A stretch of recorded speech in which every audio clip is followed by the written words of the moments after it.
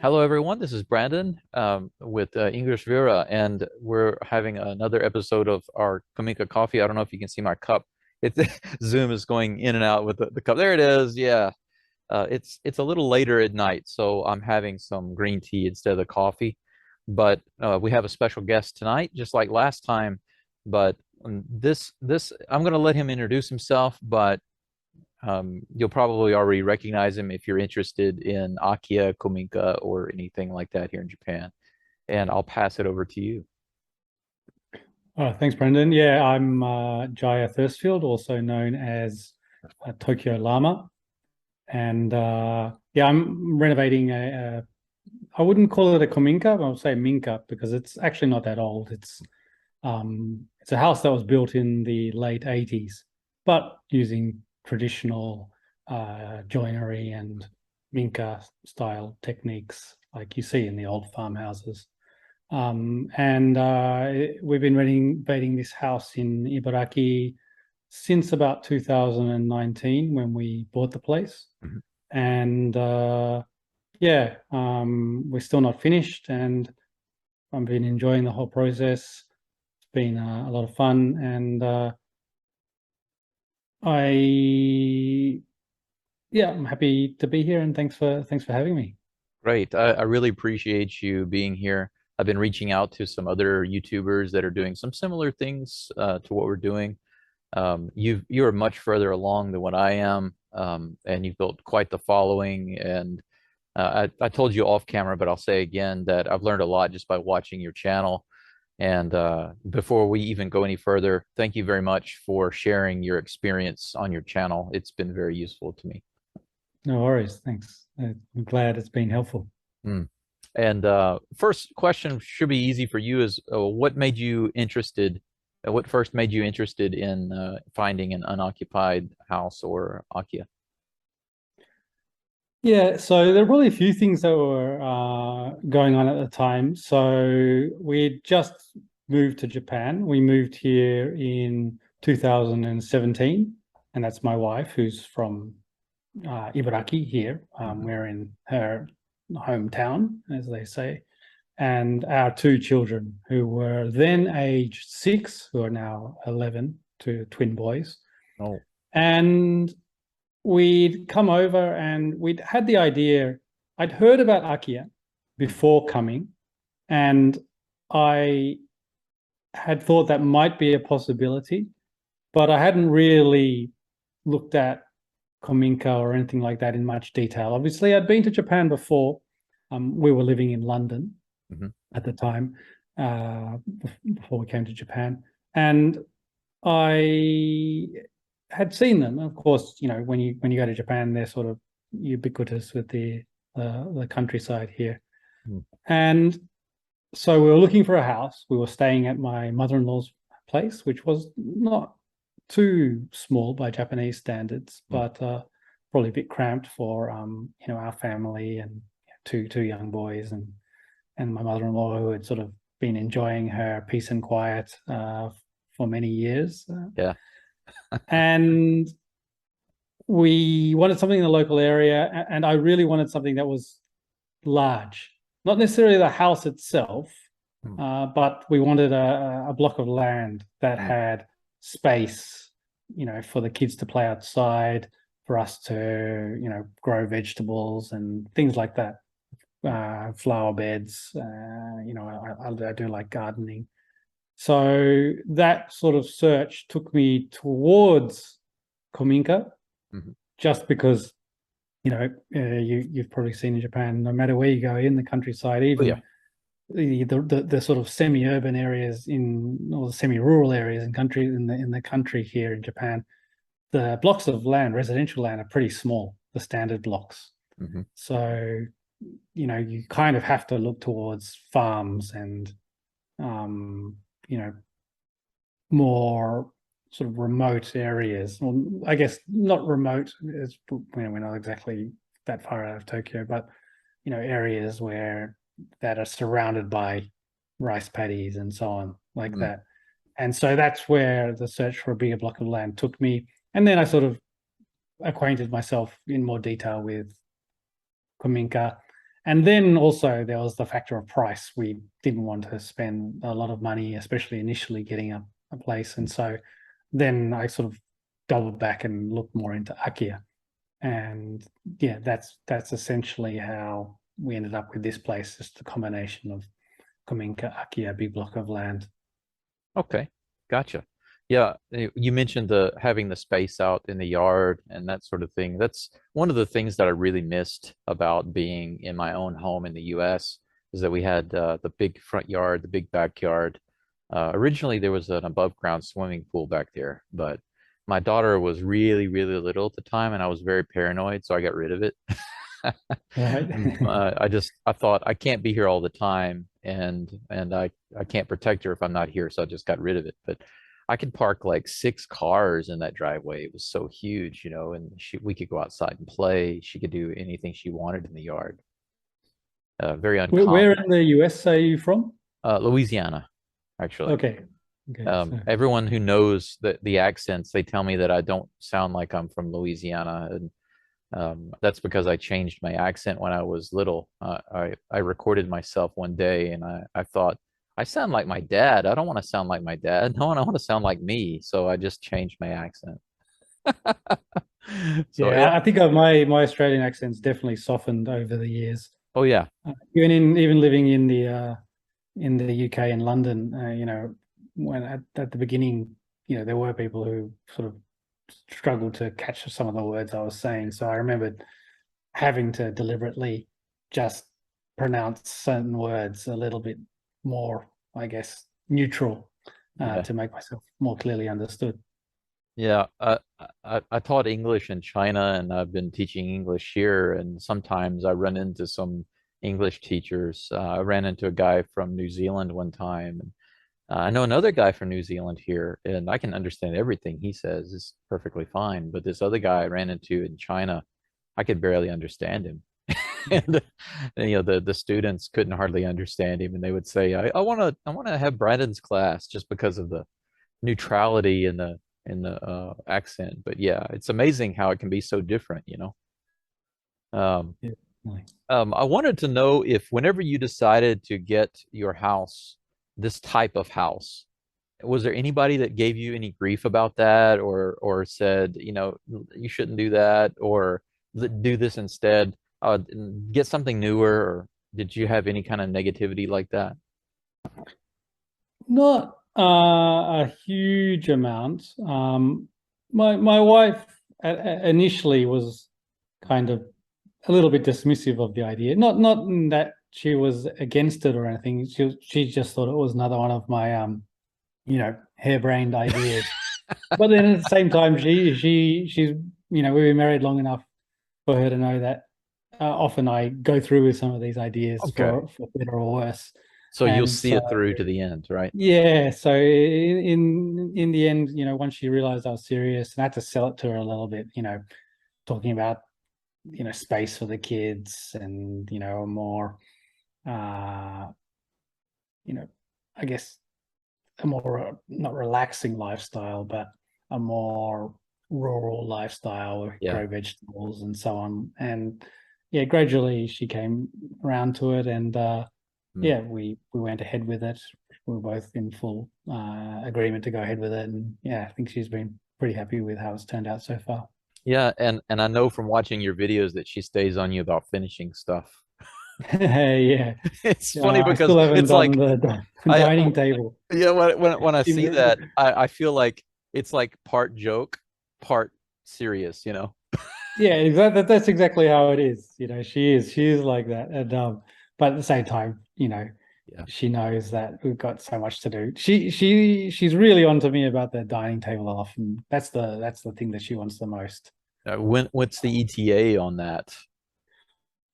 There are just a few more urgent projects right now. Okay. So I have to rebuild the Kura veranda roof, that area, because that's my workshop. And although I could make the table under there, it's starting to get, you know, quite a bit of rain and leaking through and so on. So I need to fix that first, so I can then make the table because it's quite large. I don't want to be moving it around too much while I'm making it. Gotcha. So yeah, sometime maybe in winter, end of winter next year, early next year. Next winter. The Yeah, winter after next. yeah. Gotcha. Okay. Yeah, it's interesting. The lady that I'm dating right now, she's Japanese and she's never even been out to my house in the country. She only visits me here in the city. And I said you should come out to the house one day and just to see it. You know, it's there's a lot to do, but I just wanted her to see it. And she said, "Well, I spent a lot of time in my grandpa's old house when I was growing up, and I don't like bugs, so no, thank you." She's Yeah. not even a little interested. Well, that's the thing. For a lot of Japanese, these aren't sort of necessarily beautiful old houses. They're houses that they've grown up with, and they're just old and, you know, pretty uncomfortable. So Right. for foreigners, I think, you know, there's a little bit of romance to about them, but to Yeah. a lot of Japanese who've grown up in them, there's nothing you could do to make them return. Yeah, it's My not my wife didn't classic. grow up It's just in a Kominka nor anything. She grew up in a sort of one of those sort of 90s modern Japanese houses, which is what my mother-in-law currently has. You know, it's not bad, but it's pretty characterless. But right. It's like a high-tech shoebox. The a lot of that's the right. the Yeah, and it's not that comfortable. I mean, it's comfortable enough, but it, hmm, you know, back in the 90s, they weren't really insulating properly or anything like that. I think modern houses, new Japanese houses now, you know, are much better. But right. back in the early 90s, they weren't so good. But it was still probably compared to a Kominka more comfortable. Yeah, it's in the short term, definitely, but not built to last. You know, it seems like those houses will be gone and the Kominko still will be there after 200 or 300 years, and that house probably will be rebuilt on the same lot 6 or 7 times, you know. It's pretty amazing how sturdy these houses are. Yeah, definitely. Okay. From start to finish, about how long do you think it took you to find and acquire your house? So yeah, I think we probably I started looking out for places, you know, 6 months to 1 year after arriving in Japan. So, you know, say early 2018, I started, you know, looking online. Mm, It wasn't that serious at the time. It wasn't something that I was going to necessarily jump at if I did find something. mhm. But at the same time, I was keeping my eyes peeled. And we probably were a bit more serious in sort of later 2018. Yeah, sort of later 2018. So it probably took, well, probably about 6 months. Wow. Okay. And we got lucky though, because I think through the conventional means, you know, through internet websites, Akiya banks and so on, we didn't really have much luck. Mhm. And it was only through a friend of ours, a friend of my mother-in-law's, who spotted this place being auctioned in the local newsletter.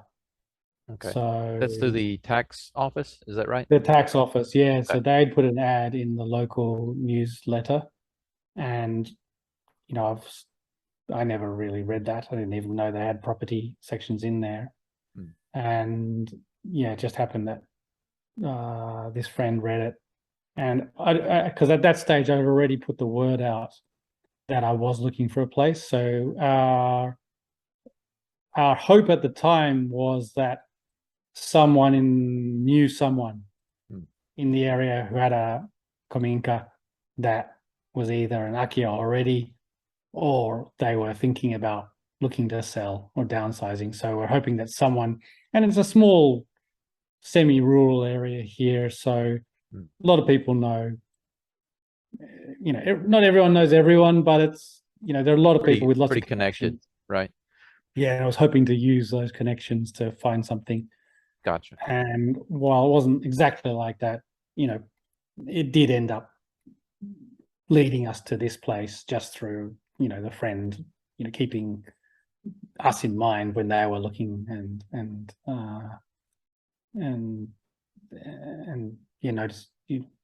noticing places. Okay. So yeah, probably about 6 months then. So it from putting that word out that we were really seriously looking, I think it was about 3 months or 2 months to when we found out about this place being auctioned, and then say another 3 to 4 months from that point, from the first auction. We didn't get it in the first auction. We didn't bid. The price was higher than we were willing and able to pay. So we just sort of monitored it. No one bid on it. And then a few months later, it was auctioned again at a lower price. And this time we did bid, and fortunately won the auction. And then, yeah. That's pretty cool. I don't know if I remember hearing that in one of your videos, but that's pretty interesting that, it's possible that somebody could have gotten it for a higher price, but you guys were able to get it later at the lower price, right? That's right. Yeah. I don't know. I can't even remember if I mentioned it in the video or not. So yeah, I think I did mention it maybe on, I did, when I first started YouTube, I also did a blog. And I think I wrote one blog post about that process, and I never did. Then sort of I focused more on the video side of things. Yeah. And I think I mentioned it in the blog. That was about it. Maybe. Gotcha. Okay. Well, that kind of answered like another question. I was wondering about different avenues, but you already talked about that. You said you looked at some online sites, Akiya banks, and ultimately it was kind of word of mouth. People knew that you were looking and they referred some stuff to you. So that's pretty useful. Good stuff. Yeah, because I find Akiya banks really vary from region to region, town to town, and they really depend on whether there is someone working in the local council that is passionate or motivated to promote that area. Because I think every town has the capacity to do an Akiya bank, or has maybe even some kind of listing, but ours is completely blank. There's nothing in there. So obviously no one is doing it properly here. But then you'll get areas, where there's someone who's passionate about it, and they dive head first in, and they really start promoting it, really try to get listings and so on. So it really depends on the area. Yeah, and also I think another way that I probably would, I did think I did mention this maybe in one of my videos, but I think probably a good approach would be to just go to a conventional real estate agent, and they know the area. They probably know of, every Akiya in the local area. But a lot of these places, they just don't think they could sell, and don't have that much of an incentive to really push either. Right. They're not going to make very much money on it. Yeah. You're not going to make much money on it. So they probably have a file on it somewhere. Someone has come in perhaps and said, oh, we want to sell this place. And they've gone, oh, yeah, no one will buy it, and put it aside. So they will know probably. They should have a pretty good knowledge of the local area. So that's another way. And you're not going to find those places online. Yeah, the only way you'll find out about them is, say, through a local real estate agent who's familiar with the area. Okay. Yeah, how did you find yours? Well, it's really simple, but also a little strange, because I found the Akiya bank for basically Higashi Hiroshima, and that's connected into the Hiroshima City Akiya Bank. So it might even be the same, but of course I registered for it, which is free, no problem. It took, just a few days. And after that, I was able to request information about anything that, I wanted to see. But when I looked through, you can look through the things that are for rent, the things that are for sale, and then just land that's for sale. No buildings, just land. and I wasn't seeing anything in, I saw some cool stuff, but nothing really in the price range I was looking for. And just out of curiosity, I decided to see what the land was selling for. So I did a search just for land. And while I was scrolling through the results, I saw pictures of a house. And I thought, oh, maybe they knocked the house down and it's just the land. That was my guess. So I clicked on it and I looked at it, and it was selling for about $10,000. And when I opened the pictures and I looked at all the pictures, it was a house. It was a house, the kuras, all sorts of stuff. And I thought that's very strange, but it listed the rooms that it had and everything. So I contacted the Akiya bank about it. I even went down there a couple of times. There was a young guy there who could speak English pretty well, and he was very nice. Everybody at the Akiya bank was very nice to me, and they always got the same guy to come over and help me. He was very young, but I guess because he hadn't been out of school very long, his English was the best. And so he gave me printouts of different places. And through that, I was able to contact the agent. But later on, I found out that that house wasn't actually registered with the Akiya Bank. Right. So how did it get on the website? And to this day, it's still a mystery. I kid you not. I had my sensei call for me down. She talked to my agent. She talked to the office, and everyone says the same thing. That house was never registered with the Akiya Bank. And if you go there today and you try to find it, of course it's gone, it's not on there. So I found it by chance by looking for land, and I contacted the agent, and he actually negotiated the price way down. So instead of paying over $10,000, I wound up paying a little under $3,000. Wow, amazing. Yeah. Well, I think probably it might have gone to the land because they just assumed that someone would just knock it down, buy it for the land, knock down the buildings, and that's it.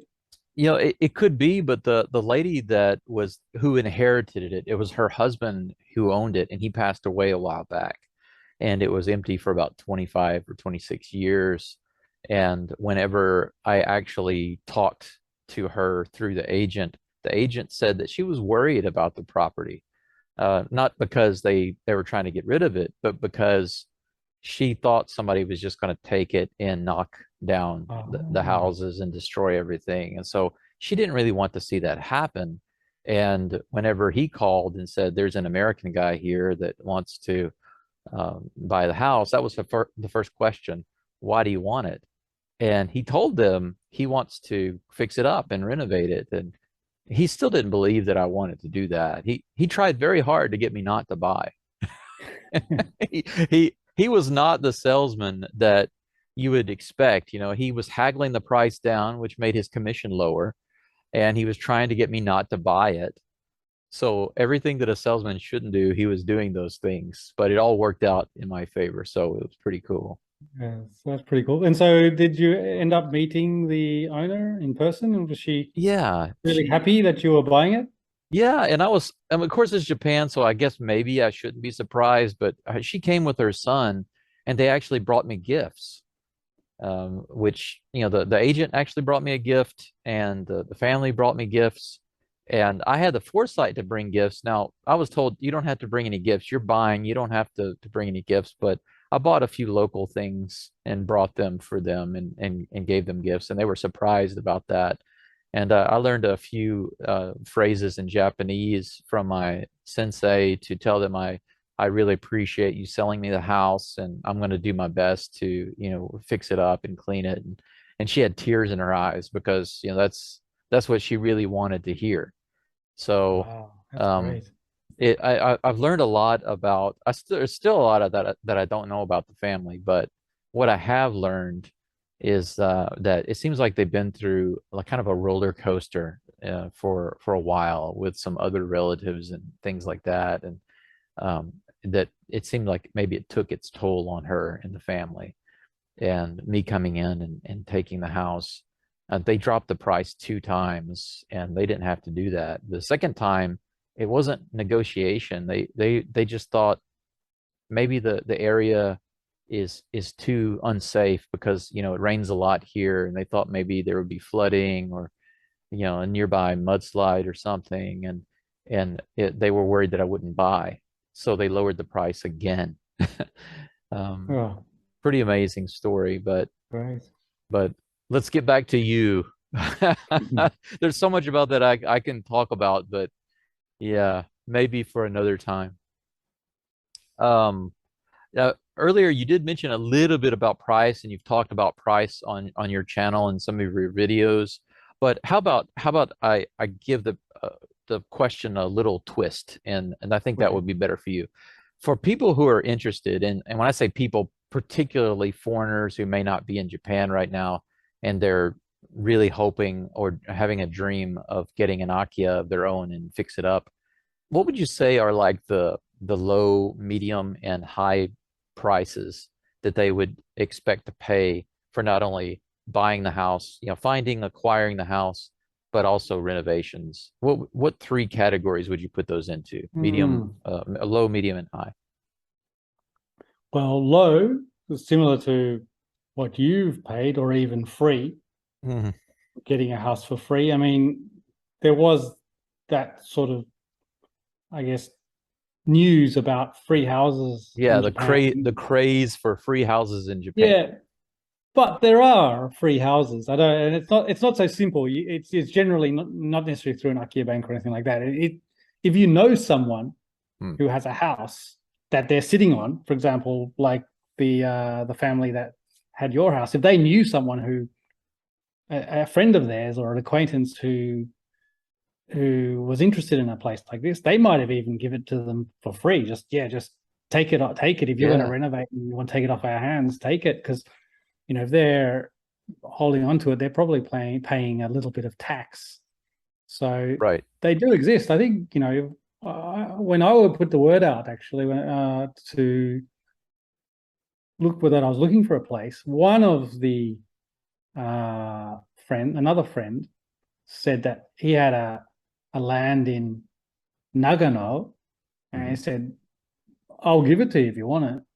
I'm just paying tax on it. If you want it, I'll give it to you." Now, this didn't have any buildings on it or anything like that, and it was too far away, so we had to politely decline. But yeah, there are plenty of things like that. I know a lot of other people have Akiya in, you know, far-flung, remote areas that, you know, their parents' houses who've passed away, and they're like, "Oh, I'll just go up there and clean it." And I said, "Oh, look," kind of like that. Well, I'd give it to you if you really were serious about taking it. And so they do exist. So there's that, or getting it, you know, almost a token amount, paying just a little bit, and yeah, and then the closer you get to a larger city, you're probably going to be paying more because the land is going to be worth something there, you know. Right. Whether that's someone who wants to knock down the existing property and build a new place. So you're always going to be paying a little bit more the closer you get to an urban area. Right. And that's kind of the situation with ours, where, like I mentioned earlier, we're sort of semi-rural. We're not far outside some largish cities here in Ibaraki, and then we're not far outside Tokyo. Only less than an hour into Tokyo. So that factored into our price. In fact, we probably got it a little bit cheaper than what we would normally have to pay for a house in this area, just because the house is so big and demolition of this would be pretty expensive. So I think that factored into it a bit. So then you're sort of looking at probably at that sort of $30,000 range, which is around, well, less now, in your 3 million yen range. Right. Yeah, at the time when I know what you're talked about talking my about. video, when I talked about it in my videos, I used to just say it's about $30,000. Yeah, 22,000 maybe. Like 100 yen to a dollar. But yeah, now it's what, $20,000. Yeah, I always laugh when I see videos like that, or they're old videos. I laugh, but when I see new videos when people say that, I just shake my head because it's so wrong. It's so off. 2,000. Yeah, Oh, that's like $20. Oh, okay. yeah. So yeah, there's that, and then you're sort of getting up to, I've seen like Akiya Bank. So yeah, so you got a sort of 3 million yen to sort of 5 million yen around there. I've seen sort of that area, and then you start seeing properties that are closer to, say, 10 million yen. You know, not necessarily in better condition, but there, I feel that a lot of those places are, or sort of 8 million, 10 million yen. I feel a lot of those places are more places where the owner not that keen to sell, but if someone pays that price, they'll sell it. Yeah, why So, not? Yeah. yeah. Maybe So places like that are mostly kind of move in. You can even just yeah, you could even move in, and some places I've seen people have renovated them first before trying to sell them. right. And I think that's probably, there are people who are interested in that, but then I think for a lot of foreigners, perhaps, I mean, probably foreigners who are interested in an already renovated place. But I think for a lot of foreigners, they'd like to do a lot of the renovation themselves, and or at least not necessarily hands on themselves, but at least Have a get the part in design seeing done the and custom, yeah, and renovate it, hire a company and to do it in the sort of way that they want. Because some of the renovated Kominka I've seen, you know, I'm not sure have been done in the nicest way possible for me, but maybe, you know, for a Japanese person, you know, with the sort of more system kitchens and, you know, a typical unit bath style thing. Right. Some Japanese would like modern that. amenities Foreigner might are want kind of, something a little, yeah. The electronic toilet, for example, is something that I think that most everybody in Japan just cannot live without. Whether it's a Kominka or a yeah, we've got electric toilets. yeah, I mean it's kind of a fixture, if you can pardon the pun, Yeah. of Japanese homes. But okay, yeah, yeah. I think anything over like what is it? Like one the $100,000 mark. Those are kind of like an anomaly to me. You know, when I see like a $130,000 Akiya, I really want to look at it because I want to see what does an unoccupied house look like that's on the Akiya Bank website. You know, that they actually go to the Akiya Bank website and list a house that's $130,000. But what I realized is that a lot of that price is wrapped up in the land and the location. Yeah. So it's like you Yeah. said, the And as you closer get you closer get, to the cities or the, you know, urban areas, you know, that land is going to be worth something. right. I'm usually surprised when I see some places that are a bit more remote and still getting sort of, you know, offered up for that sort of price. I'm sure that the eventual purchase price, if you did go through, will be much lower. But like I said, I think it's a house where the owner is not strongly keen to sell, but Money yeah, talks. yeah. So, but they probably want it. They kind of think they should sell it, so they sort of set up a high price maybe even as a starting price for negotiation. But Okay. yeah. Yeah, So, and then in terms of renovation, I think there's certain floor that you can't go below unless you really are handy with plumbing and doing your own electrical work, because most of these older houses, the Kominka in particular, the plumbing is going to be way out of date. You'll need to get pretty much close to, I don't know, your place, but you'll pretty much need to get a full pipes and everything rebuilt, and you know, even a new septic tank if you're not close to the main sewerage, or a connection to the main sewerage, which is not cheap either. You know, that's sort of looking around $5,000 to $10,000, depending on your distance from to the road, perhaps. right. You know, which is similar in price to, say, a new septic tank. Yeah, I got lucky because I found that I had an old septic tank that's right next to the road, and it's underneath the front of my main kura, and right above it there's a door, and you go in, and there are two squat toilets right above it, literally right above it, with big pipes going straight down in. But there's no piping from the main house into that septic tank. So when I build the bathroom and get the pipes going for the bathroom, I have to run a pipe into that septic tank.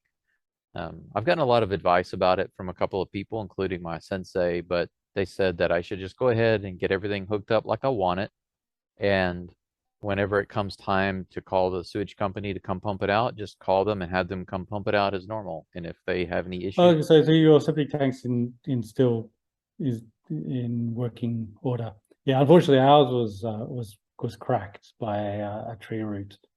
So ours needed... Yeah, no trees around there. I mean, if there is damage to it or whatever, I was told that probably the company would find it and tell me that I would have to have someone, you know, like a plumber or whatever, sewage guys come fix it or replace it or something. But I was told that I should just ignore that and call call the sewage guys. Oh, come pump it out, and if they have any issues, then I can deal with it. But if I don't have any issues, then don't worry about it. So this sounds like what I was told in China. It's better to ask for forgiveness than for permission. Yeah, well, it sounds like a pretty good strategy. Yeah, I'm gonna try I think it works in Japan, definitely. Yeah, I think if they come out and pump it out and then go on their way and everything's cool, yeah, no problem. All right, I'll just keep chugging along. Yeah. Now, and so yeah, then plus electricity and so on. You know, our place was built in the late 80s, and I think the old wires and the maximum, I think, I'm terrible with all the electronics, was like 20 amps. 20 amps, yep, that's right. My house had the same thing, very, very low amps. Yeah. Whenever I posted a video on my channel about having the breaker box replaced, and I mentioned that it was 20 amps, I had several people say the same thing that I was saying to the local electrician, which is that enough? That doesn't sound like enough. That sounds like it's too low. And when I told them that I wanted something that was like 100 amps, you know, they laughed. You know, they thought that was absolutely ridiculous. They're like, no, you don't need that. But, well, yeah, it's funny because we went up to 60. We said we wanted 100, but the electrician said, well, why just see how you go with 60? But 60 wasn't enough because we had a few outages. So eventually went up to 100. And yeah, just required didn't cost us any extra money. TEPCO came in and they put in new wires. You needed some thicker wires connecting to the house and so on. They did a lot of work, but they got us up to 100. And obviously running the electricity contract for 100 is higher than 60. I think there's where we are, the tier jumps from 60 and above becomes the next level of contract, which is more expensive, like 1,000 yen a month more, plus whatever you use. So something like that. Gotcha. Yeah, my place definitely doesn't need it right now. So I was thinking down the road, but there's no AC in the place, but it doesn't need any AC even during the summer. I've stayed the night out there a few times, and I remember in August I stayed the night there one night, and I wasn't expecting it to be cold. You know, I had 2 windows open with screens, and I had a fan pulling in air. I thought it was going to be warm, but I was putting on all the clothes that I had. I was covering up with blankets and stuff, and I was still getting chills. I turned the fan off. I closed one of the windows, and man, yeah, I think the elevation at the house there is it's close to 450 meters above sea level. And here in the city, where my apartment is, I can walk from here to the dock, you know, in like 20 minutes. It's not very far. So it's very close to sea level. Big difference between Hiroshima in the city and in the country. It's in the far north end of Yeah. Higashi Hiroshima, so the winter last winter, I wasn't expecting to see that much snow out there. I was very surprised, but it gets pretty chilly. So no wonder they didn't have any AC out there. Yeah. Even our place here is not too bad in summer. We did get some AC into our bedrooms this year. Just it was just too hot and humid. But the main area doesn't really need it as long as there is a breeze, because we have all, we have the windows open, we've got the Right. big Ngawa, and we can open the windows and have screens. Hmm. We've got the fly screens there. And so once that's all open, and then, even the slightest of breeze comes through, the house is pretty fine. And it cools down at night. But if there isn't a breeze, it just gets really hot. So Yeah. we'll see if we do add it in the future to some of the other areas. But yeah, these places are designed for summer.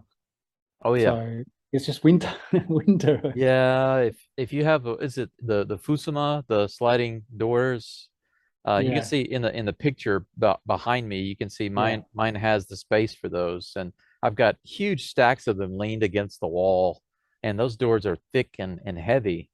And once I put them up around one room, it's pretty easy to keep one room warm. yeah. They do enough, even though there are gaps and so on. They do enough to keep the warmth in while you've got a heating turned on, and it's fine. It's just once you turn the heating off and overnight, Hmm. yeah, then all the heat goes, and then you wake up in the morning with a cold house, which is it's okay, but it is a bit of a waste of energy at the same time. Yeah, and it's interesting because I just learned a few weeks ago about the was it the kotatsu? Is Yeah, the table with that has the heat lamp under it? yeah, I just learned a few weeks ago that that is not the original. You know, the original was having the irori with the coals, the hot coals underneath, and then using that as the heat source for the kotatsu. And I thought, really? They were doing that? It sounds like a really big hazard to me. And how do you not burn your feet? yeah. But I think a few houses probably burnt down in the olden days.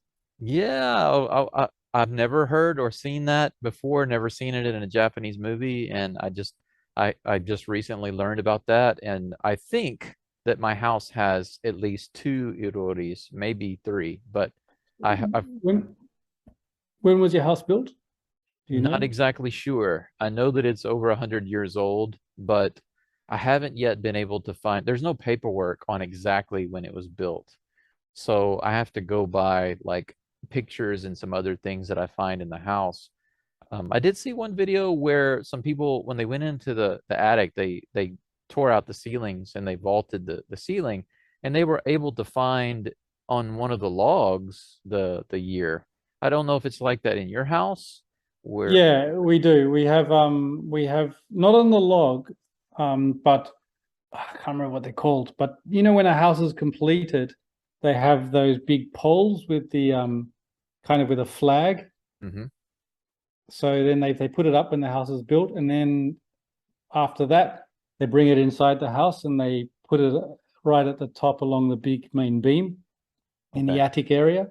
So we've still got that, and that's inscribed with the date and the name of the owner. Is that put Uh, on like a piece of wood or yeah, it's on a piece of wood, engraved on okay? a piece of wood. So these big poles are huge, and then they engrave it on that, and they put it Gotcha. out in the. Is that a common thing in a lot of the older houses? Yeah, I think it's pretty standard. Okay. I should. I have been told what the word for them is and what the whole thing is about, but I can't remember. Okay. You know, if you remember, just text me. So Yeah, because yeah, I'll I'm have a look. I'm very curious about getting into the attic to see if there's something like that up there. Because if I could find that, I think that even the family doesn't know that. And the house was first registered on government paper, I think in the 1950s, but it existed a long time before that.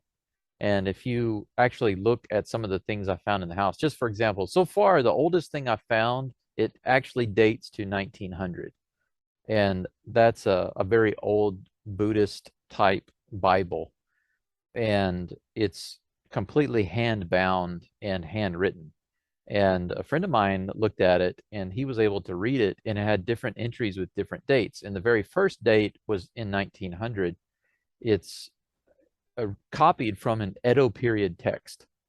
So somebody had an Edo period book and copied it by hand starting from 1900 into a new book. So I guess the old book was either someone else's or it was just in bad condition and they recopied it. So I had this sitting next to the Butsudan in my house.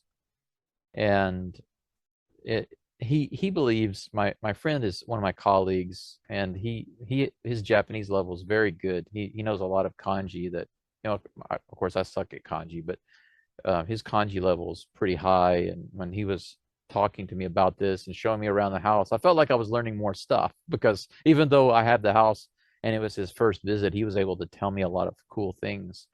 But ever since that, I realized, well, the agent was right. He says it's over 100 years old, but the exact year it was built, not really sure.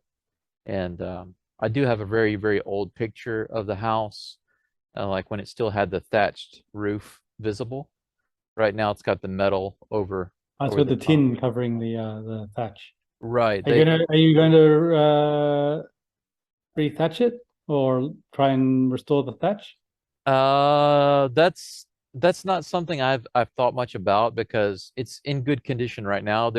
Some of the hip pieces have come off on one ridge, and some water has caused it's come down into the front left corner of the house, and that's damaged some stuff that needs to be fixed. And so there's a leak there, but there's nothing leaking inside the house right now. So actually, it's going between the metal and the thatch, and it comes down and then it leaks on the side of the house, and it's caused water damage on the side of the house.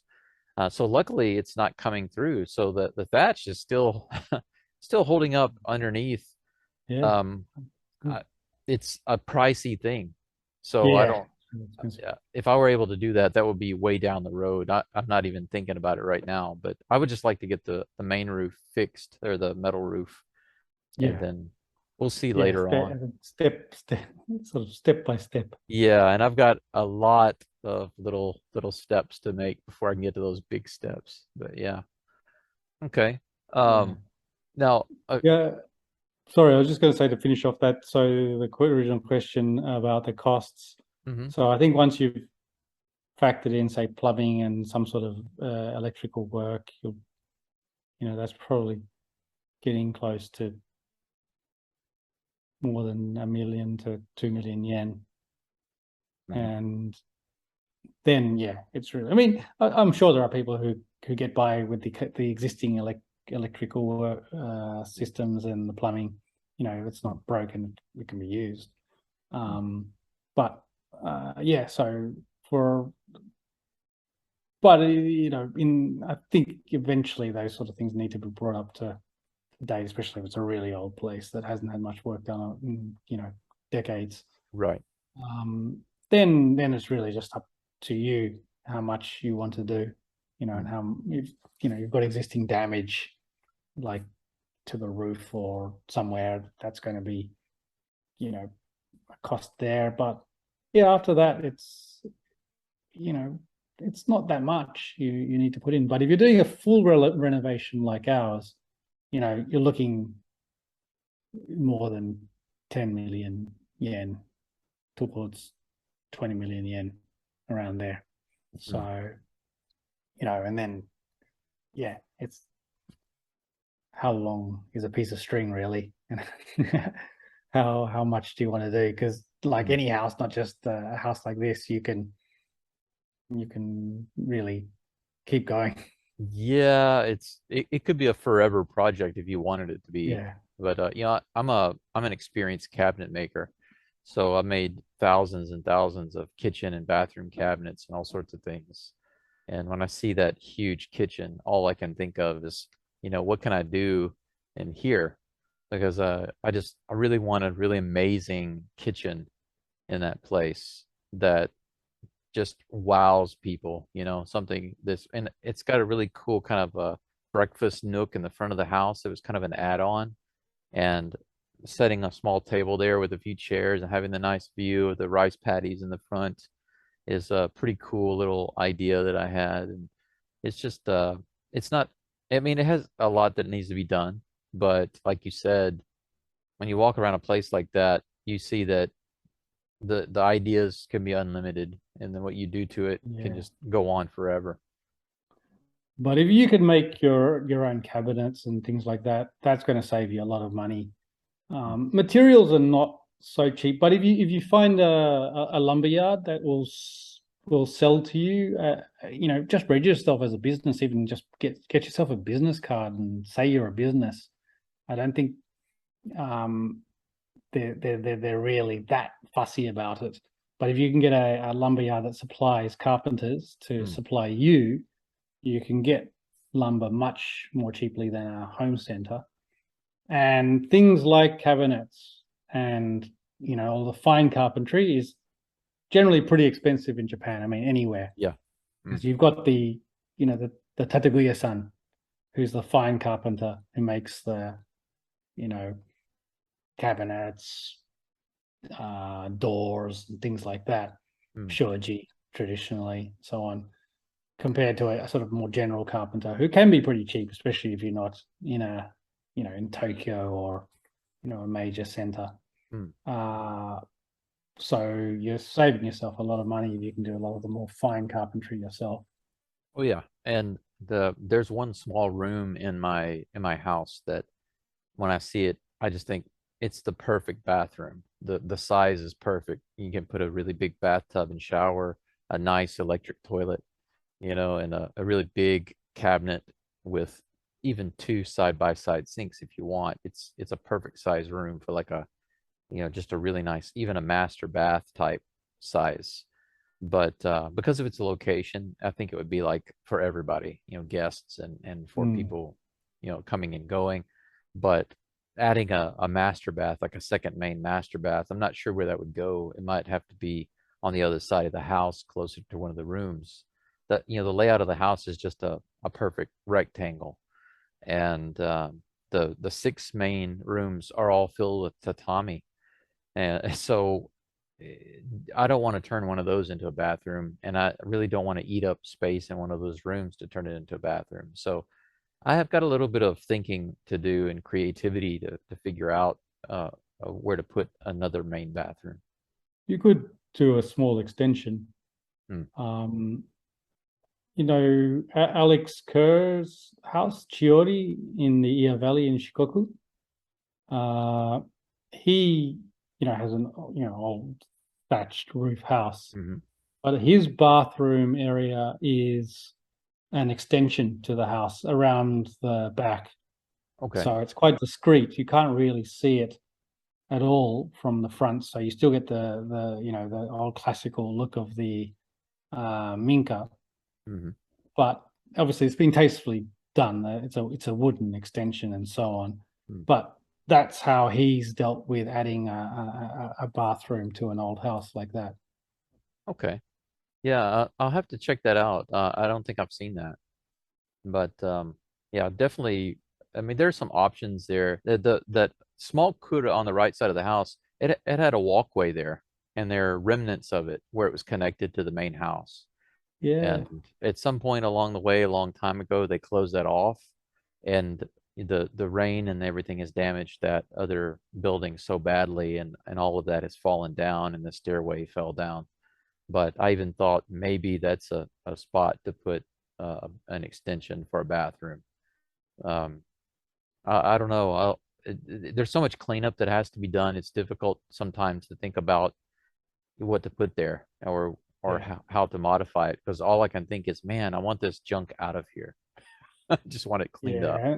Once that's done, I don't know when you're going to move in or so on, but once you're sort of spending more time there, you know, you'll see certain things will come to you, and you'll sort of start using the house and the space, and you know, things will become more clear, I think. Yeah, and I'm gonna be moving in probably sooner than I should, but there are a lot of reasons why, but um, obviously one of the main reasons is that I'm being here in town and working in town 5 days a week and not yet having a car, which I'm trying to do. It's difficult to get out there, by Yeah. public transportation and walking and all of that. It takes almost 3 hours one way to get out there.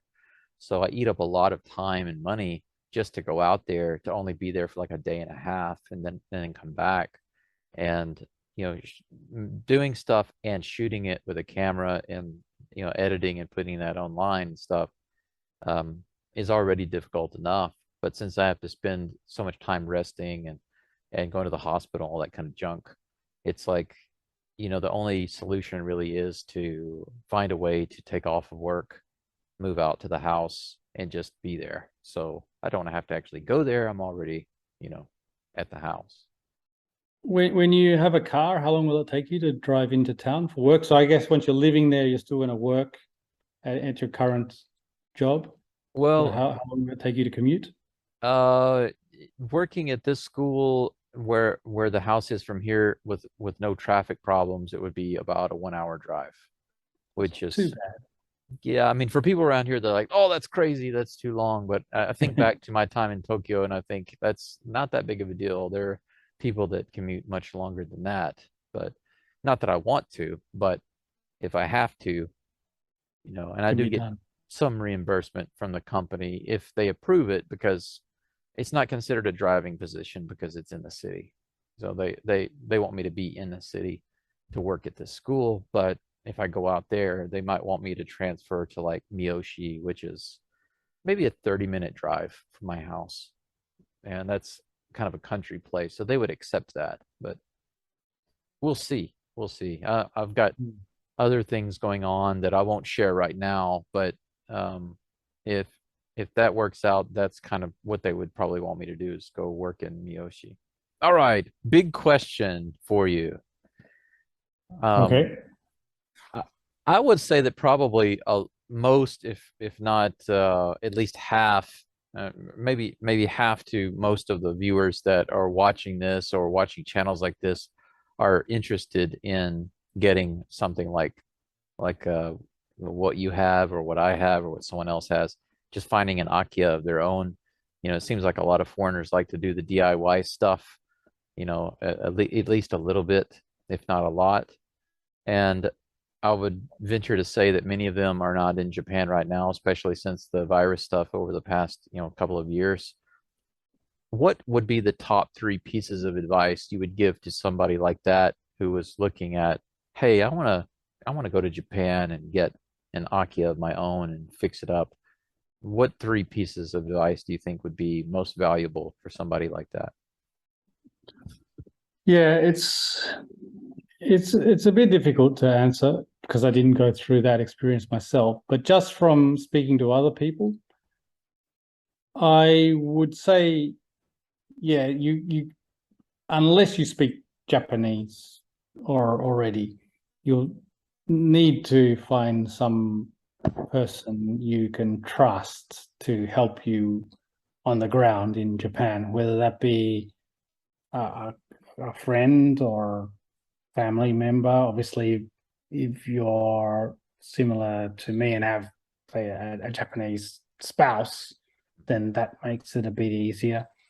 Otherwise, hiring someone, an agent that can take care of a lot of those things for you in Japan would be one thing I think that would be essential. I mean, I have visited a house not so far away from here, an American and who was married to a Japanese lady and have two children who bought a Kominka without coming to Japan at all because it was during the pandemic.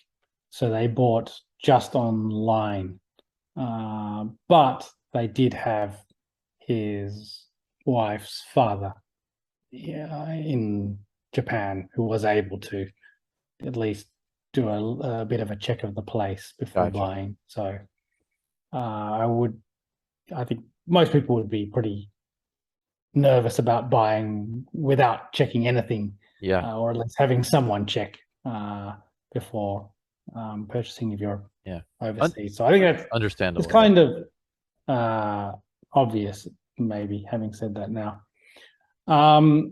Yeah, 2 would be not to spend a lot of money on it. If you're going to spend money, if you spend the money on the renovation, because I think there are always going to be risks with an Akiya, especially if you get a Kominka, in terms of really assessing how much work is needed. If there is some sort of critical element, say the roof or foundations or something like that is worse than you expected, even after having someone check it, because it's not so easy getting a proper inspection done of a place in Japan. There are places that will do it. So, I mean, I guess that ties into that. Maybe the first one, having someone really inspect the place. But the nature of these older places is that you get them usually in some sort of dilapidated condition.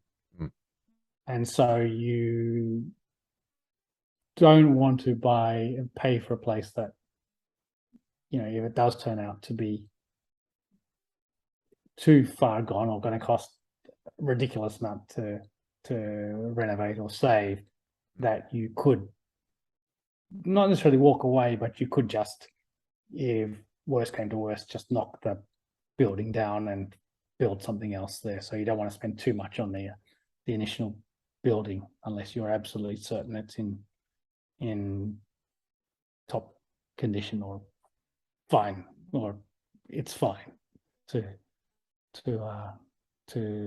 try to save. And the third one, I guess, would be you can't really count on getting any local funding if you're overseas. So you're going to have to use, and I guess it feeds back into the last one, unless you're super rich, you're going to have to use cash to buy the place. So keep in mind that there are going to be lots of other expenses when you're buying a house in Japan, right?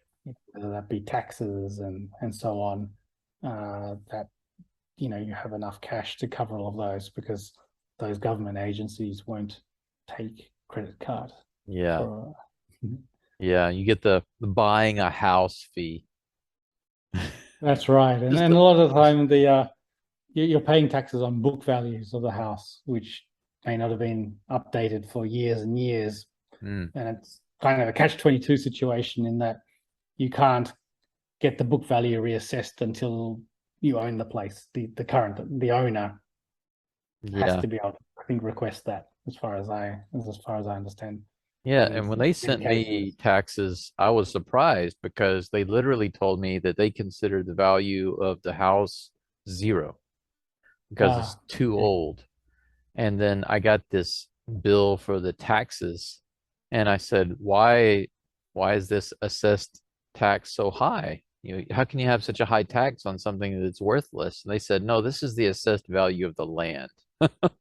So they're taxing me on the dirt, but the house they claim is worthless, which I find really crazy.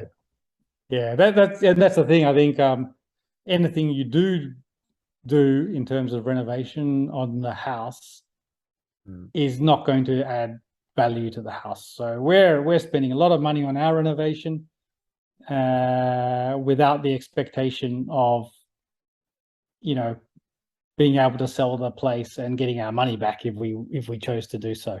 Right. This is not Flip It Japan, right? No, you can flip it, but you'd have to do the renovation very cheaply. Yeah.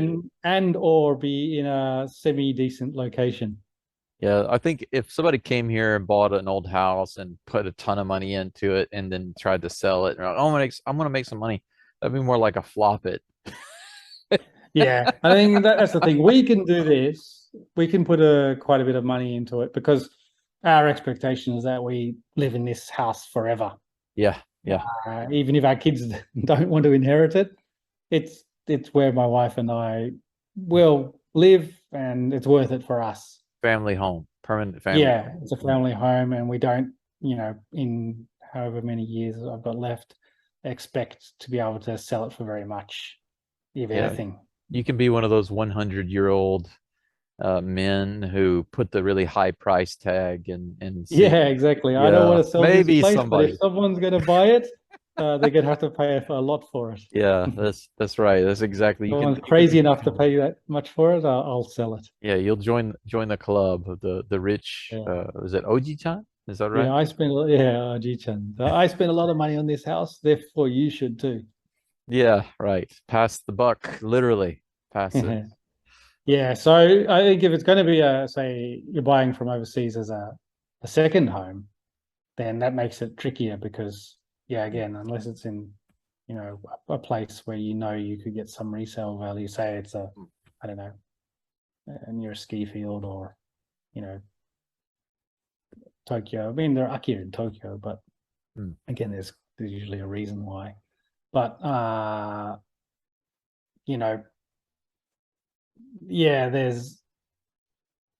you've got to sort of balance that with the cost of renovation, and so on. So I guess maybe some of the things I've said don't apply if you're looking at a second home Well, I guess if you're going to be renting it out, while you're not there, perhaps that pays for the renovation and makes it worthwhile, and makes it right.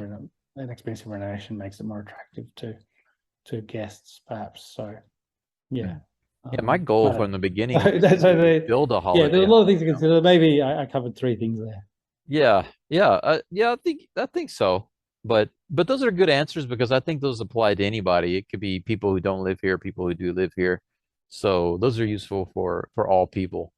I mean, there have been some people that have asked me, how can I move to Japan and get a house like that? Well, I mean, I can't really answer the question too much about how do they move to Japan, because some people just say, oh, come over here and teach English. Well, number one, you don't know where the person is from. Maybe they don't come from a country that could teach English here. Maybe they don't have the right education, the right degree, whatever. And they might not be able to do that. And if they want to come here and work a different job, do they speak Japanese? Because if they don't, then it's going to be difficult for them. There are too many variables to consider. So I think that what you said can apply to anybody, regardless of whether they're here or not. So if they finally get to that point where they can be looking for something and find something, then they can use that advice. So that's good. Is there anything that you would tell them to be aware of, like, or stay away from, or not do? Maybe something that would be, try your best to avoid this thing. I think you got to also check. You've mentioned landslides near your place, but checking hazard maps, making sure that there's nothing that could really destroy your home. After all, in Japan, right, these sort of things are getting more and more frequent. In this area, which we couldn't really avoid living in because we wanted to live near my mother-in-law, is relatively close to sea level. A lot of rivers around here, so we've got flood risks, although it hasn't really flooded. But we did check the hazard map, and we're actually not too bad where we are. I think there's like a 50-centimeter flood risk where we are, and I think that's one of the reasons why our foundations are quite high on this area. But having said that, there hasn't been a flood here for, I don't know, a proper flood for 40 plus years. I've looked at several different maps of Japan and where most of the earthquakes are and where they're the fewest. And I even saw a couple of videos by this guy you probably know. He's in Kyoto. He does some videos there. I think he's an agent actually, that Right. he finds like old machiya houses and things like that. And he was talking about different areas that are better for if you're going to get a home and you don't want to worry about earthquakes. And he mentioned Chugoku, which is where I'm at. And when I actually looked at the map, my house is like right in the center of an area with very few earthquakes. And I felt a couple of shimmies here since I've been in Hiroshima, but nothing like it was when I was in Tokyo. Um, I haven't felt anything that hard. The main thing to worry about here, I think, in this area outside of the city, is the heavy rains, which cause the Yeah. landslides. So I would just tell people, kind of use your common sense. Stay away from those landslide areas. Stay away from the low areas that can flood easy, and give some strong consideration to the structure of the house if you're going to stay in an area that has a lot of earthquakes. But I I, I didn't know this. My sensei told me that there's like a saying that goes around Japan that basically the old houses like the Kominka style house, they will still be standing in an earthquake. The newer houses will fall down. Have you heard that? Well, yeah, I think it. Yeah, I think it makes sense. So I mean, I've heard that, but then I think in certain areas where there have been earthquakes, some Kominka have fallen. I think when they fall because the roofs are so heavy. Yeah, Um, if it gets so out of that's out what of worries me. But having said that, maybe there is some sort of survivor bias there. A lot of these places have been standing through big earthquakes. Your places are 100 years old; it's still standing. Even in more earthquake-prone areas, you've got Kominka still there. So, as long as they're built right, they're designed to withstand earthquakes.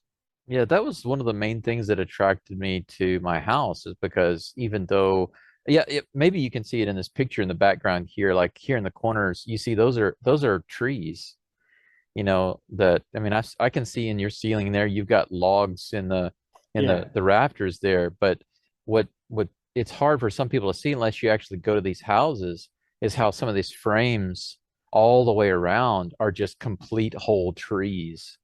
And the wall behind me here that you see, the green wall, there's a wall like this on one side and then another one on the other side, and I think those go like way up. And if you hit them, they are so solid. I don't know what they're made of, but the first time I hit it, I thought it was just going to be like the regular sand stone, or like shikwi or something like that when I hit it. But it was so hard that it hurt my hand. I thought, man, this whole wall is just really solid. And any of the beams I've checked the level on, they're still perfectly level.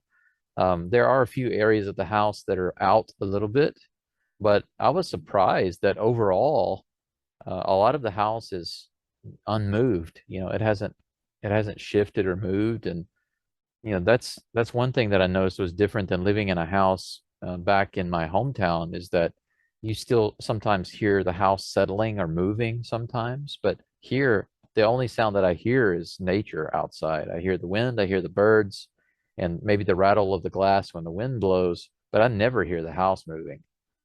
So that's, for a big place like that to not move at all, that's pretty yeah, pretty amazing, I think. Okay, yeah. cool. I think so. Like, even this house in its short life has been through, some pretty decent earthquakes. Where we are in Ibaraki, I've heard different things about Ibaraki, but we're just off one of the sort of more, we're not that far from Miyagi and all those areas, Sendai, where there seem to be a lot of earthquakes Mm. there. So we do feel the tremors from some of the bigger Oh yeah. earthquakes up there. And when in 2011, the Fukushima Mm. earthquake, that was pretty powerful here. So my mother-in-law said that she couldn't even stand up. Everyone was knocked off their feet during that earthquake in this area. Wow. But, you know, the houses are all, you know, still standing around here. So yeah, it's definitely a testament to the building quality and knowledge that went into these houses. And when you think about how they weren't using screws and nails and glue and stuff to keep them together, they were just building them a certain way to be like interlocking. And not only that, but to also give a little bit so that the house wasn't too yeah, solid, you know. It's pretty amazing stuff, I think. yeah, Even definitely. though I built a lot of stuff with wood, there's a lot of carpentry that I just don't know. Yeah, I mean, we had a pretty big earthquake a while back here, enough for us to, you know, get out of the house. Well, we generally, that's, you know, we're sort of at our ready when we do feel an earthquake starting to build up. And it was interesting to see the house from the outside. It was at night. So I didn't get a good video of it. I tried to film it, but just the house shaking to and fro. But you never felt that it was, you know, in any danger at all. It just seemed to It's just dancing a little bit. just dancing, and everything was sort of being absorbed into it as it was moving. So It kind of reminds yeah, me of like Skytree, you know, the way they built Skytree. If there's an earthquake, it's just meant to sway or move around, but not actually give way or collapse. It's spooky, but yeah, meant to be that way. yeah. Very cool. So yeah, I mean that is something to consider, and just But all the disasters mm, in you, Japan, natural disasters. way earlier, you when you were talking about how you were able to find your house, and then you mentioned you said it was your friend, I believe, that recently or found the house online. Yeah. Um, it brings to mind another question, but actually it's on my list here, and I think I'll ask that now. Um, how important do you think it is for people to go into a community first and like maybe meet the people and get comfortable with them and be accepted by them before looking for a house in that area or committing to buy a house in that area? Do you think that's necessary, or like, because I've had some people give me some different opinions, and some have expressed to me very strongly that they think it's really terrible to just find a place online and buy it without ever having gone to the community and met the people and been kind of accepted by them, you know, over a period of time.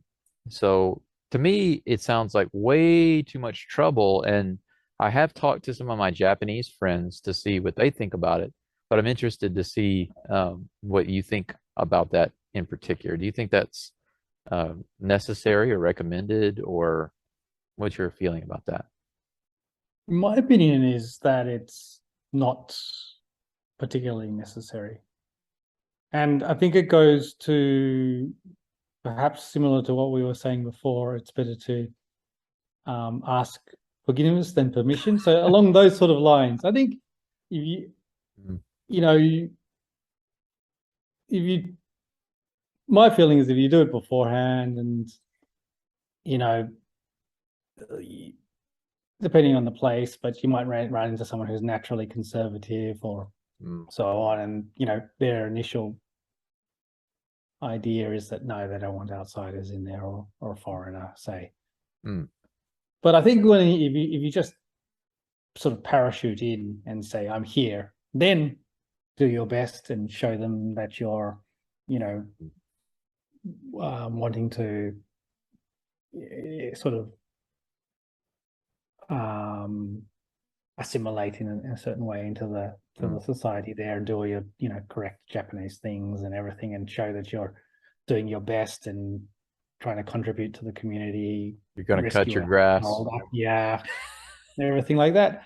I think people, you know, appreciate that and warm to you regardless of Mm, what any initial impression might have been.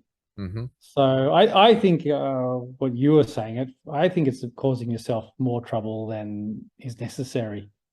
And yeah, in my opinion, I wouldn't be too fussed about it. Okay. Yeah, that's actually I what don't know. Maybe it's just me, and Oh you know, no, some I was people gonna are say different. that's what all of my And Japanese friends have told me. They were like, "Well, we don't really care about, the people around. I mean, we of course we're a little concerned about a few things around in the neighborhood, but they're more concerned with practical things. Like the first thing is the safety of the house. And is it big enough? Is it going to be a great place to raise their kids? What about the stores and the supermarkets and the schools and things like that? They felt like the very last thing was to consider, the people around and what they think. Because if they said it in a very nice Japanese way, we don't care what they think about what we're yeah, I doing. think along those lines, I think it's the sort of thing where you would like to get along well with all your neighbors Yeah. and everyone in the community. That's the perfect situation. Mm. But if you ended up arriving and there are a few people who for some reason didn't warm to you, I mean, it's not going to be like the whole village is going to be against you or anything like that. I Right. think it's, as long as, like I said, as long as you just do the right thing once you arrive. Mm. Like Steve in Nagano, he basically just came in, bought the place, and then introduced himself to everyone in there. And going there, they love him around there, that area. They, and he's a real Aussie bloke too. So Oh, he's I quite different I thought he to was a promoter for like knowing the community for a couple of months before you ever consider buying. Um, and that's the first time I'd ever heard Did he that. say that? Yeah, we had a little conversation about it before, and he's recommending people to go to a place like Nagano. And actually, when I was in Tokyo, I was very interested in Nagano because it's picturesque. They're when they especially you've seen all the snow pictures, the really nice old houses with the snow and everything. It's very picturesque. There are a couple of reasons why I decided not to go out there. One had to do with, earthquakes and stuff like that. I just didn't feel too safe with that area. But there's a lot of recommendation going on about, actually go into the area first and stay there for a while, maybe a couple of months, spend at least 2 weeks, maybe a couple of months, meet the people before you ever begin looking and decide to live there. And I and I thought, is this really something that Japanese people do? That, and to me it sounds too cliquish Yeah. in a way. I don't know. Well, you spoke to him about it, but my impression is that that's for you more than necessarily the the locals there. It's more to make sure that this is an area you want to live in, and then in general, the people there are nice, or Right. some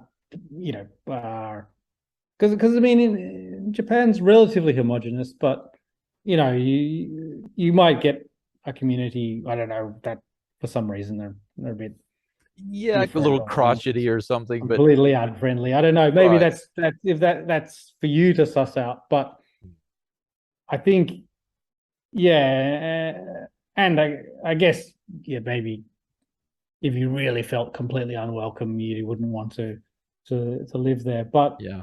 again, I think that's the sort of thing. Like, in Steve's case, he's very different to the local Japanese people, Mm. but he's genuine and he's quite straightforward, and they like it. And he's contributing to the local area, getting Mm. involved, respectful. So I think it wouldn't have mattered if he had just landed in there. And to most of his neighbors, that's what he did. I don't think he really, the impression I got, I don't think he really, before buying the house, went around and checked it, introduced himself to all the neighbors and said, I'm thinking about buying this place. I'm pretty sure of what he told me. He was shown the area.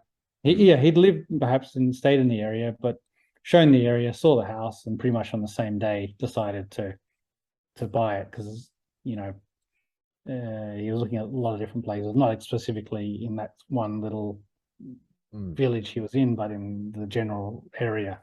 Gotcha. So Yeah, I So mean, I it's kind feel, of like in a way, it's kind of like the position I was in. I'm not, well, not now, but last year I was living in Saijo, and Saijo is in Higashi Hiroshima. It's about maybe 45 minutes by train to Hiroshima Station. And in Saijo, I was looking for places, of course, like you said, when you get closer to the city, the prices go up. So I wasn't looking over there. I was looking in Higashi Hiroshima.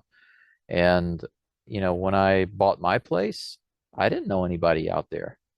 I didn't even really know the family. I just had a little contact with them through the agent. But man, my experience with the locals out there has been nothing but like 100% pure positive. They've been really excited and really happy to know anyone they, they, if they don't know the name of the people who owned my house, they know somebody who knew them or they've heard the name. Even there was a guy trying to deliver something from either Amazon or the post office, and they called me because they couldn't find the house. And I was trying to explain the address, and I told them it's the family that owned the house. This is their name. And when I said that, he goes, "Oh, I know the house." And he brought my package right over. So yeah, they have that level of understanding in the community. And even when I went out to cut the grass for the police, I was on my way out there and one of the ladies from the cafe stopped to give me a ride to my house. They're always doing yeah. stuff like that. But I think in general, it's not something you really need to worry that much about in Japan. Like I think a lot of foreigners perhaps overthink it a bit. So just like you're saying Right. with your Japanese friends, they said, yeah, it's not something we prioritize. Right. I But feel like you said, it's homogenous, and I'm pretty much treated pretty much the same everywhere in Japan. Big cities a little different because the people act a little differently, but in the rural areas, anywhere I go, people are generally always very polite, very happy to see me, very interested, very talkative in Hiroshima in general, much more mm, talkative than in Tokyo. That's for sure. yeah, I can Okay. imagine. Well, we've only got a few minutes left on this recording, and I wanted to keep this the last because I know it's a little late. I don't want to keep you too long.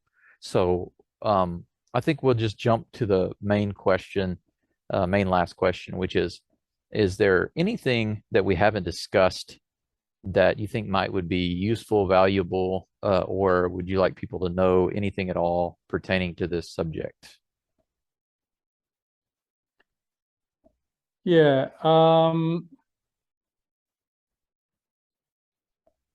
I guess I think doing something like this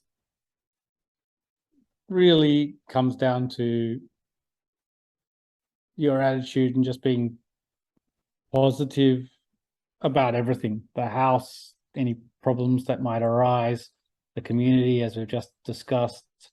Mm, And, I think there's no real secret sort of ingredient or anything like that. It's just if you're the sort of person who is willing to just jump in the deep end a little bit and work things out as you go along, and happy to be flexible and adjust yourself to the house. mm, It may not be exactly what you imagined, or how you envisaged that the renovation might go, or things like that. These things turn up, and yeah, tying into Japan in general. Japan's a pretty easy place to live for foreigners, mm. but requires a bit of patience in certain things. Fees. The way, yeah, fees and bureaucracy. But I find it's quite neat though, isn't it? It works well for most areas. Once you understand how it works, it's quite consistent. It may not make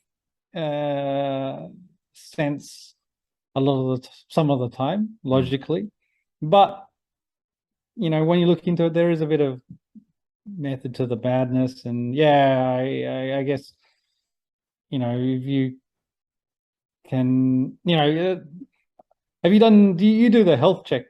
Have you done the annual health check here? Yep. Yep, I've done a couple. I love how well organized that is, and you move from station to station. Yeah, And it's actually very similar in China, but I would say that the ones that I've done here are much more efficient because it's basically all in kind of the same small clinic. And yeah, when they do the checkups, every checkup I've done in China has been at a hospital. So it's a bigger area. And sometimes you have to go up to other floors and go to different, it takes longer because of that and more effort. So I like going into a small clinic and it's just like, you know, one, two, three, door one, door two, door three, very easy. Mm. yeah. So I guess, yeah, the overall, I think what I've been trying to say to answer your question is, yeah, just be adaptable in general for when buying a house like this and living in Japan. So, and then life can be I think, quite easy and comfortable here. Mm. Yeah, I feel like living here for a while, for several years, you keep hitting speed bumps that you didn't see. You know how when you're driving down the road and you don't see a speed bump and then just boom, boom, it's really shocking and you think, oh man, I just ruined my suspension system and it's really aggravating. So, but after that, you know where the speed bump is, and it's still troublesome to drive around it, but at least you don't have to hit it anymore. Yeah, I kind of feel like even with the parking permit thing, I find that to be absolutely ridiculous, and I haven't been able to think of one good reason why that exists. Not yet. And of course, my Japanese colleagues, they always try to tell me these excuses that are just absolute ridiculous. I just go, no, no, no, no, that's not a reason. That's just an excuse. But buying a house fee, buying a car fee, like the sales tax and the other fees and the title and the insurance, and those aren't enough. We gotta, because you buy a car, because you buy a house, we're gonna punish you by giving you another fee. I just don't get those little things. Those I feel like they just toss out there as a money grab. Luckily for me, I only took the driving test twice and I passed on the second time. But that's another money scam. Some of these foreigners taking the test 8 or 9 times, you have to pay for it every time. yeah. I was lucky. I came from a country where I could just convert the license directly into a Japanese license. Yeah, yeah. There are there are only 3 states in the U.S. that can do that, and I think it's a political thing. I don't understand why they allowed just 3 states. Yeah, because initially I thought it was because it seems to be all the countries that drive on the same side of the road as Japan, Australia, UK, New Zealand can easily convert. But then I saw that like some American states can, and probably a few other countries that drive on the other side of the road as well. That's And so right. I was okay.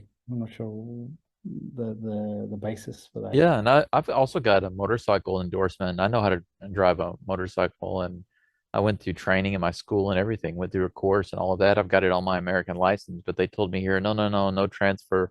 You have to go to the school and spend, like about 100,000 in to take the course, and then you can go pass, and then I can go take the test. I still have to pay for that too. So Yeah, I had a motorcycle license as well, but I didn't transfer it over, so I think I've lost it now because at the time it was an extra fee, and my wife just said, "You're not going to be riding a motorbike again," and so I said, "All right, well, it's a waste of whatever it was, 7,000 yen or something, 5,000 yen." All right, now I'm just thinking, I really don't want to have to do all that. yeah, for me right now, it would just be an expense that I don't need. I can't carry materials on it. I can't go shopping with it. I can't carry a few people. I can't sleep in it. It's not something I can really use for much right now. So it's kind of a Yeah, to be honest, she's probably luxury. right. I'll probably never ride a motorbike again anyway. So. Gotcha. Well, we've got about a minute and a half, so I wanted to say before we run out of time, thank you very, very much for taking the time to have the interview. And I'll tell you, like I told Danny whenever we did the DIY Japan video, if there's anything you can think of that I can help you with or return the favor on, feel free to let me know, because like I said, I'm very appreciative of everyone's time. Even when I'm making a film or something and people help me out, I'm not a big time producer or anything, so I don't have money just to be paying actors and crew. So whenever people help me out, I'm very appreciative of their time. You're only here by choice, and so I want to say, thank you very much for taking the time. No worries. Yeah, thanks for having me. It was enjoyable talking to you and hearing about your place. So, yeah, it's been a pleasure, and yeah, I look forward to seeing and hearing about how the renovation of your house goes. As it comes along, I hope to see you at the house one day. Hopefully I can invite you over. Yeah, I'd love to go down there. We'll see. Maybe do some sort of collaboration there in the future. That sounds great. I look forward to that. But for now, have a good night. Oyasuminasai, and hopefully talk to you again soon. Yeah, thanks. Have a good night. You too. Thanks, Jaya. Bye-bye. Bye.